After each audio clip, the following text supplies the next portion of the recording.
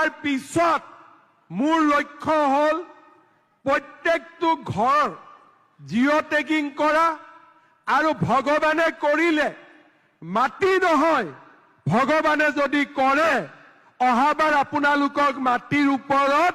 এটা এটা প্ৰধানমন্ত্ৰী আৱাস যোজনাৰ মই ঘৰো দিবৰ বাবে চেষ্টা কৰিম অকল মাটি লাগিব নে ঘৰো লাগিব অকল মাটি লাগিব নে ঘৰো লাগিব মই আজি আপোনালোকক কথা দিছো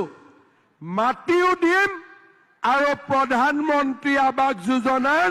এটা এটা ঘৰো মই আপোনালোকক দিম যাতে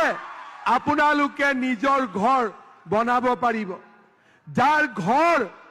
আছে পুৰণা হৈ গ'ল তেওঁলোকক ৰিপেয়াৰিঙৰ কাৰণে দিম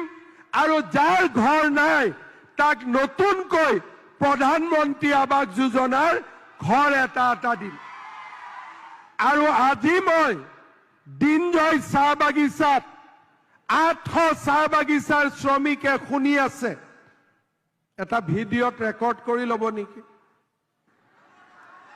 তেতিয়া আৰু ভাল হ'ব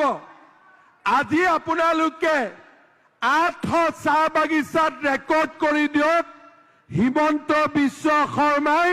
বাগিচাৰ শ্ৰমিকক মাটিও দিব আৰু প্ৰধানমন্ত্ৰী আৱাস যোজনাৰ ঘৰো সেই মাটিৰ ওপৰত দিব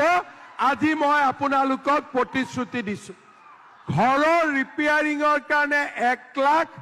আৰু নতুন ঘৰ বনাবৰ কাৰণে প্ৰধানমন্ত্ৰী আৱাস যোজনাৰ 1,60,000